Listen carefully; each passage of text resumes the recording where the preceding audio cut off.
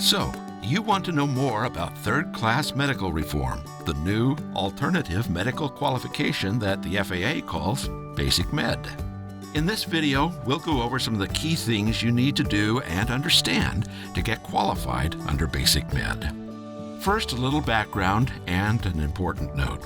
Third-class medical reform was signed into law by the President on July 15, 2016, after being passed by the House and Senate a few days earlier. On January 10, 2017, the FAA published what is called a final rule based on the legislation. The FAA's implementation date for the new rule is May 1, 2017. So all this means you can start meeting the requirements for BasicMed now, but you cannot climb into the left seat using this medical qualification until May 1st. AOPA worked hard for years on behalf of our members and all general aviation pilots to make this much-needed reform a reality. In addition, we have developed a suite of online tools for pilots and physicians, what we're calling our Fit to Fly resources, to help you make the most of the reforms and enjoy your freedom to fly. This video, along with our Fit to Fly resources, will help you answer 3 key questions. Do I qualify for BasicMed? If so, what do I need to do? And where and what can I fly? Number 1, do I qualify? The short answer is, to qualify, you must hold an FAA pilot certificate, possess a valid state-issued driver's license and comply with any restrictions on it, and have held at least one valid FAA medical certificate, first, second, or third class, regular or special issuance, any time within the 10 years prior to July 15, 2016. There are some other factors to consider too. Was your most recent medical certificate revoked, suspended, withdrawn, most recent application denied, or authorization for special issuance withdrawn?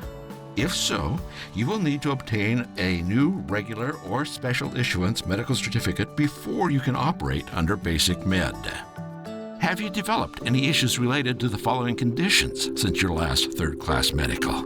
Cardiac, neurological, mental health. If you think that any of these conditions might apply, you should contact AOPA. Now, depending on the issue, you may be required to get a one-time only special issuance medical. If you're a new student pilot, sport pilot, and/or have never held an FAA medical certificate and want to take advantage of BasicMed, you will need to visit an AME, now that's an Aviation Medical Examiner, a doctor authorized to issue FAA medicals, and obtain a valid FAA medical certificate, but one time only. After that, you'll be able to use BasicMed. Number 2, what do I need to do? Once you meet the basic qualifications, here is what you'll need to do. Visit a state-licensed physician every 4 years. Initially, and then at least once every 4 years, you must visit a state-licensed physician. Before visiting the doctor, however, you'll need to download a checklist generated by the FAA. This checklist will have 2 parts, questions to be answered by the pilot in advance, and a list of items for the doctor to include in the examination. Now, it's important to remember that you will need to fill out the pilot's portion of the checklist before visiting the doctor. This checklist can be downloaded from AOPA's website. All of it will likely be familiar to you, since it's similar to what's covered in a current FAA medical certification exam. Your physician will be asked to affirm that he or she has performed an examination and discussed all the items on the checklist with you, including medications you currently take. Your physician will use his or her discretion to address any other medical conditions identified in the exam and determine if more tests are needed. Additionally, he or she will be asked to affirm that they are unaware of any medical conditions that, as presently treated, could interfere with your ability to safely operate an aircraft. As your doctor fills out their portion of the checklist, please make sure they write legibly, as you will need to reference this written portion afterward. While this may sound similar to the usual third-class medical process, it's different in a number of key ways. AOPA believes that BasicMed will encourage pilots to have regular and frank conversations with their doctors, allowing both physician and flyer to arrive at an informed medical assessment and treatment plan if needed. your doctor is directed to conduct a medical examination and address, as medically appropriate, any medical conditions identified.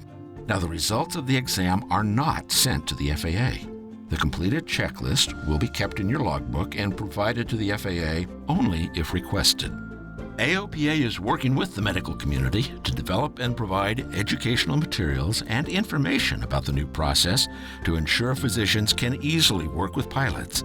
These helpful tools are available to you and your doctor on our website at aopa.org. Take AOPA's free online medical course every 2 years. Following your first doctor's visit, and then every 24 calendar months, you'll need to take an online medical education course and keep the certificate of completion in your logbook.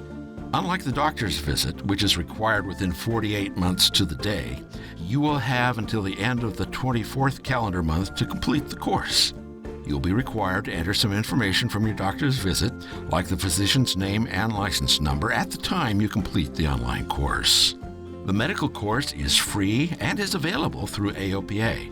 At that time, you'll need to provide the FAA with some of the same certifications you do today, such as an authorization for the National Driver Register to provide your driving record to the FAA, and a statement that you understand that you cannot act as a pilot in command or any other capacity as a required flight crew member if you know or have reason to know of any medical condition that would make you unable to operate the aircraft in a safe manner.